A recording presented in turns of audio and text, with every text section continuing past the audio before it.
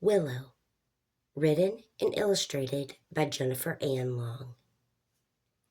Once upon a time, there lived a beautiful fairy queen named Willow. Queen Willow was honest, fair, and beloved by all the fairies in her kingdom of Willowbrook. She lived to serve her kingdom. She loved and cared for everyone who resided within Willowbrook, the same as a mother does for her young. If ever a threat fell upon them, she led them through it with grace and elegance. Over the years, many a suitor came to the castle, trying to win Queen Willow's hand in marriage. However, suitor after suitor, year after year, returned away, for Queen Willow thought it silly to worry about herself or love when she had so many looking to her for guidance. So season after season, Queen Willow ruled Willowbrook, happily and compassionately, and all the fairies lived harmoniously and prospered. But as with everything on this earthly plane, nothing is eternal. And as Queen Willow's days began to get fewer and she became more frail, she found that her thoughts began dwelling more and more on the past. And while almost all of her memories brought a smile to her face, there was one memory that did not. For as Queen Willow recalled all of the suitors who had tried to win her hand in marriage, she found that a small, solitary tear escaped the corner of her eye and gently rolled onto one of the feathers of her wing. She allowed herself only that one tear, and as she wiped the moisture from her cheek, she became resolute in what her final act here on earth would be.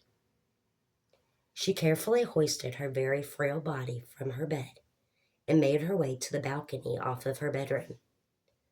As the cool air ruffled Queen Willow's hair, wings, and dressing gown, she looked out over the kingdom and marveled in the beauty of it. The emerald green fields, the powerful weeping willows, from which the kingdom and the queen herself got their name, the bubbling blue brooks, and the towering snow-capped mountains. The kingdom was gorgeous beyond measure, and knowing that she had helped to build, defend, and maintain this land filled her with pride. As Queen Willow's gaze fell upon the fairy village below, a bittersweet feeling washed over her. For you see, when she saw the villagers happily living life, it reminded her of how she chose to not have a family by turning away her suitors. Queen Willow realized she had been so busy loving and caring for everyone else that she had never allowed anyone to truly know or love her. So Queen Willow, who believed that it's never too late to right a wrong, carefully but swiftly plucked the feather on which the tear had fallen from her wing. And as the queen plucked the feather, the golden sun set upon the horizon, which brought an end to the day and the beginning of the night. The white feather had an otherworldly, iridescent sheen to it. Queen Willow held it between her palms and close to her chest, as she began, barely above a whisper, chanting an incantation. The wind picked up as her voice got louder, as both the wind and Queen Willow's voice reached a crescendo. She thrust her hands forward and opened her palms, releasing the feather into the wind. As she said one last time, "Wind, wind, blow, blow, lead me where you want me to go." No sooner did the last words pass Queen Willow's lips did she crumple to the ground and take her leave from this earth. For in releasing the feather, she allowed her spirit to live on through the feather. And now, as the legend goes, whoever is lucky enough to be in possession of this feather is destined to live a romance fit for a king and queen. In other words, they will be blessed to live happily ever after, as Queen Willow should have. "Wind, wind, blow, blow, lead me where you want me to go," I repeated to myself, the same as the queen had done as she held me against her racing chest. I remember that I could feel the beating of the queen's heart through her thin dressing gown, and I could feel her warm breath as she spoke her words gently, and they ruffled my barbs. But what I remember most of all is that the wind whisked me from her outstretched hands for the first time in my existence. I was completely free. Everything that I had ever known until that very moment was being simply one feather on one wing that was attached to the fairy queen. And while I had seen the world and flown through the night sky before, I had never truly experienced flight. The freedom that flight can bring when you are untethered is both thrilling and also a little bit terrifying. Thrilling because for the first time, the choices you make are yours and yours alone. Terrifying because if you choose incorrectly, there is no one to blame but yourself. The wind carried me through the sky all night long. I dipped, I glided, I soared. I even did a few barrel rolls. I traveled over small villages and bustling cities. And as I was carried higher and higher into the inky dark sky, I could feel a transformation taking place within me. For the first time, I had the free will to do as I pleased. I was no longer attached to a thinking, breathing being. I was a blank canvas. I was free to go wherever I so chose. I was able to make my own decisions and weigh in the world. I remember the wish that was imprinted into me, into my being from Queen Willow's tear. Her wish for me to bring a fairy tale ending to someone. It was a big job. I wasn't sure if I was worthy of the task. Yet I knew that there was no mistake that I was chosen.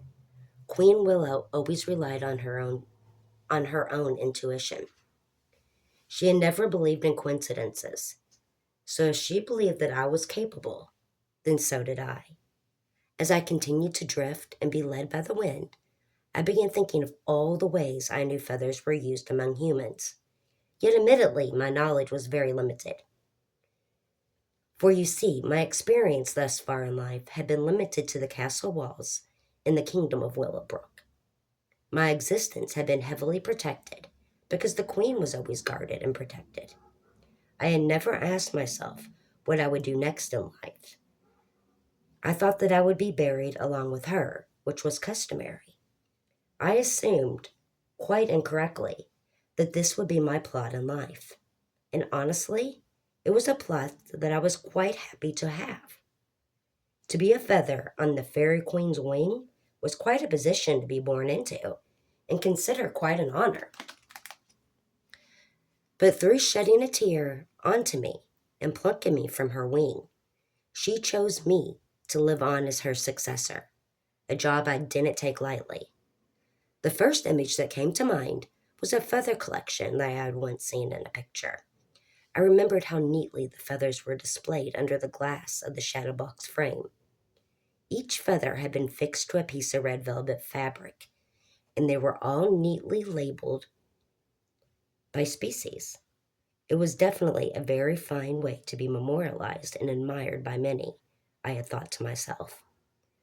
But while being admired and memorialized would be nice, it would only make me stuck with very little hope of having freedom again, so I quickly disbanded this idea. I then remembered having had seen feathers attached to the ends of sticks, which were used to help propel them through the air. They were shot from a piece of bowed wood, and I knew that a small fairy-like creature called Cupid shot these arrows as a mean of casting a love spell on two people. But then, just as quickly, I remembered that hunters also used bow and arrows sometimes, and the thought of being shot at an animal made me shudder. So I very quickly dismissed the idea of being a feather on an arrow.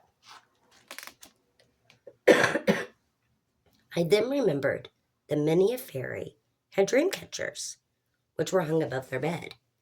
Dream catchers were thought to work because the bad dreams that were thick and heavy with fear got caught in the webbing, while good dreams, which are naturally lighter and more airy in nature, are able to pass through quite easily. The feathers that are affixed to the bottom allow those dreams to easily trickle into the minds of the dreamer that lay down below. As the idea of being part of a dream catcher began to intrigue me, the wind once again began to pick up.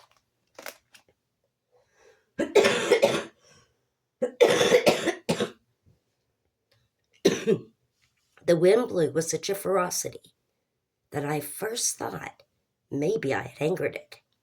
I thought that the wind believed I was trying to manipulate where I would go next, versus trusting the wind to lead me where it saw fit.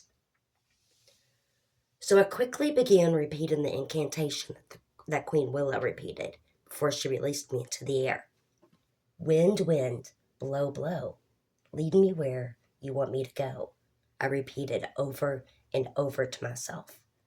And around the third time I had said it, I had realized why the wind had in fact picked up. It wasn't out of anger. It was for my protection. The wind was blowing with all its might so that I was able to cross the expansive ocean with ease. The sky was inky, dark, and black, devoid of any light other than the few stars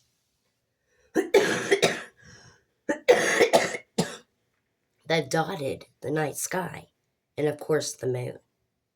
The ocean below was very foreboding and ominous looking, so I calmed myself by focusing on the twinkling stars and the moon. I glided through the sky for hours, and then suddenly a bright band of light illuminated a path in front of me. It was a lighthouse, guiding me to my new home. After I had made landfall, I gently tumbled and rolled across the soft grass. It felt good to feel something solid underneath me again. The dewy grass was cool and damp and so refreshing after my long journey. I came to rest at the base of an ash tree. I nestled down in the tall tufts of grass and quickly drifted off to sleep, right as the sun began to rise on a new day. My first day of freedom began earlier than I would have liked. I woke up to being gently nudged by something cool and wet. I could hear the faint voices off in the distance. I could hear far-off conversations and children giggling happily as they ran and played. The sun was so bright and warm. I felt like I could lay there and bask in the sunlight for hours and never tire of this feeling. And that was exactly my plan. But the universe had a different idea.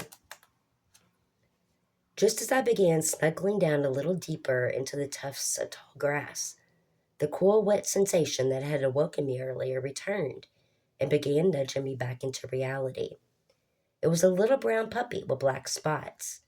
He rooted at the grass with his wet nose and gently lifted me up until I was balanced on the end of his nose. The puppy yipped and yapped and twirled in circles with glee, so happy that he had discovered little old me to play with. I, on the other hand, was not quite as happy with the arrangement. All I could envision was becoming a puppy's chew toy.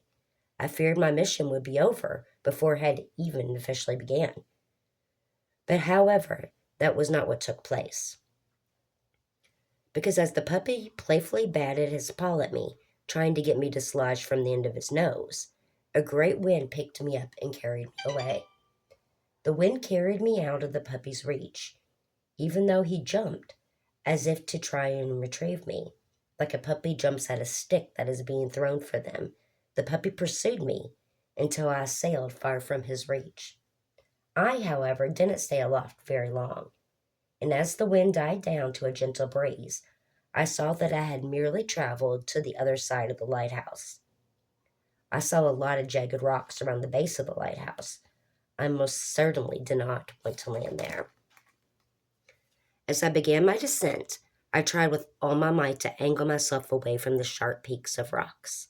I was successful in not landing on the rocks, but my landing was still a lot harder than I would have liked. The paved walking path I landed on was a lot less forgiving than the tufts of tall grass had been the previous night. And the walking path brought with it a fresh slew of problems for me. There were roller skaters, There were children running after a bouncing ball. There were strollers. Groups of people were walking while taking pictures of the lighthouse and ocean. There were dog walkers, and there were also joggers. In short, there were people everywhere. And I had been placed right in the line of traffic. I was literally placed in their path. And the most horrifying part was no one seemed to take the time to watch where they were going, much less to glance down at the ground where I was. I thought surely the universe had made a mistake by depositing me there. I bobbed and weaved with all my might, trying to avoid getting run over or stepped on. Then, just as I thought I didn't know how much longer I could find the energy to move out of the way, a jogger in pink leggings bent down and scooped me up while barely falling off her stride. The jogger swiftly tucked me into the pocket on the thigh of her pink leggings. It was a snug fit. There was also a cell phone in her pocket, which was playing a playlist that she was running to. I once again found myself questioning the universe. I couldn't possibly understand how I would fulfill my purpose while being in the possession of this jogger. What use did this jogger possibly have in mind for me? Luckily, I didn't have to wait long to find out. Shortly after the jogger placed me in her pocket, her cell phone started to both ring and vibrate. The jogger made her way off the path, and began running in place as she reached into her pocket. For a split second, I thought to myself, this is my chance to escape. It would have been so easy to slide out of her pocket along with her phone and drift off onto the ground. I thought maybe I should give the universe a do-over, a chance to deposit me somewhere else. But I didn't, for two reasons.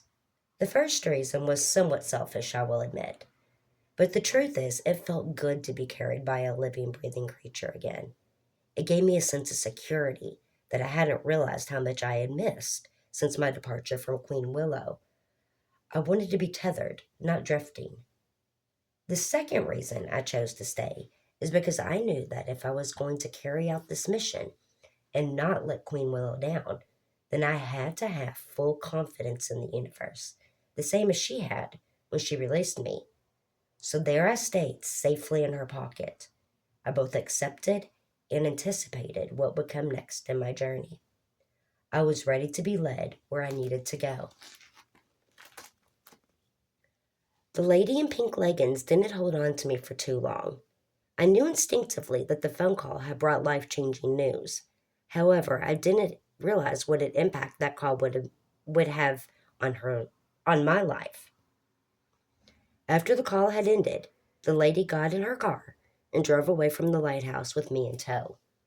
We drove for quite a while on a paved road, then for a bit on a bumpy gravel road.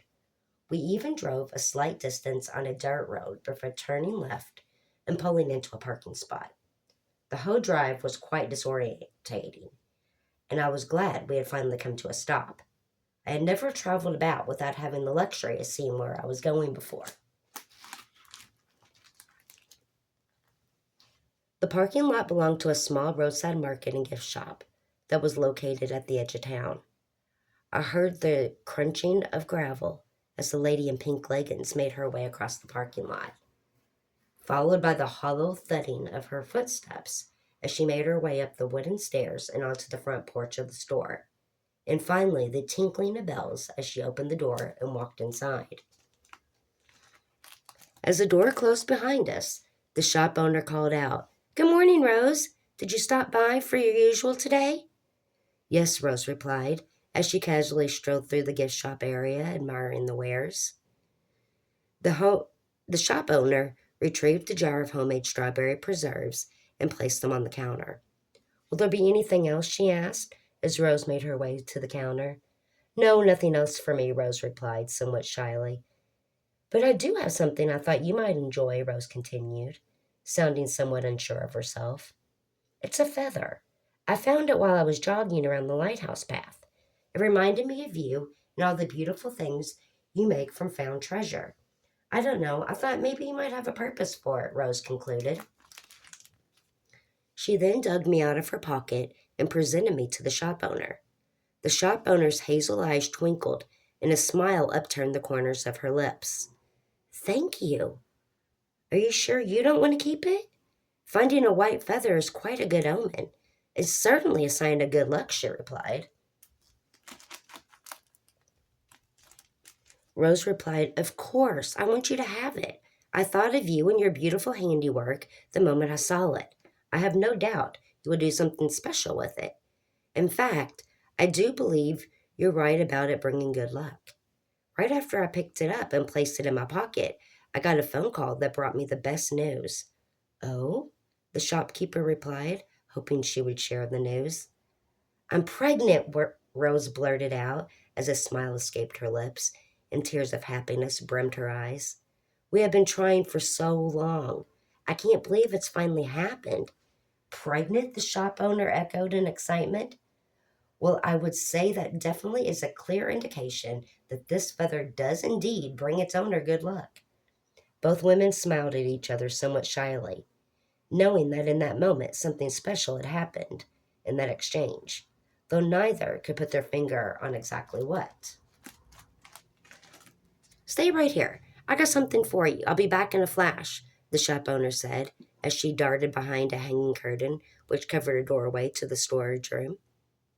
She returned a moment later with a small handmade quilt dropped over her arms. Here, this is for you. It's a gift for your little one. It's a baby blanket, she said as she extended the small quilt out towards Rose. It's gorgeous, but I couldn't possibly accept it. The gesture is far too grand, Rose stammered. Nonsense. It's not too grand, and you will most definitely accept it, she said, as she began laying it out on the counter for Rose to see the quilt in full detail. I just completed this quilt last night. It's patterned after one that my grandmother made for me when I was born, she began warmly. This particular pattern has been passed down in my family for more generations than can be counted, or more accurately, can be remembered. It's always kind of reminded me of a coat of arms for the young. At least, that's how I've always viewed it, she said, as she lovingly flattened out the creases. Rose absent-mindedly ran her hands over the fabric, helping to flatten it out. I believe it's the most uniquely beautiful quilt I have ever seen, Rose stammered, just above a whisper, truly sounding and appearing awestruck. The shop owner replied, Every block, every design, even the colors, were all chosen for very specific reasons. Reasons that have always added to the magical allure and charm of the design, in my opinion. Do you know why each choice was made? Or has that lore been lost over the years? Rose asked, out of genuine curiosity. Oh no, the whys have not been lost. I'd love to share them with you if you're interested, that is, the shop owner replied. Oh, please do, Rose said, sounding quite intrigued. I found myself, too, listening very closely. I was also very curious about the creation of and the symbolism behind the baby quilt. My only wish was that I could actually see the quilt, because the quilt had been laid out beside me. My only view was from the side. I wasn't at an angle where I could actually see the design. Just as Rose leaned in a little closer to the counter and the shop owner, a tea kettle could be heard whistling from behind the curtain. The shop owner then said, Where are my manners? How would you like to join me for a cup of tea while I tell you about the design? I was just getting ready to close up for the day when you came in, she said, as she absentmindedly went to the door and flipped the open sign to close. That would be lovely, Rose said warmly. Wonderful, the shop owner replied, sounding very pleased.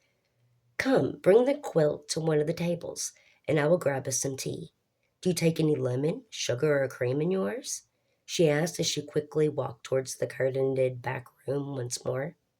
Lemon would be lovely, Rose replied. She then carefully scooped up the quilt and made her way towards one of the quaint pub tables, which was used to serve the lunch patrons. Of course, be back in a jiffy, the shop owner called out as she slid through the opening in the curtain. By the way, my name is Journey. Rose heard the shop owner call out to her amongst the sound of the tea service being placed on a tray. "It just dawned on me that I don't think I've ever told you my name," Journey said, as she hurriedly made her way back through the curtain. She carried with her an assortment of teas and little cakes on an artfully laid out tray.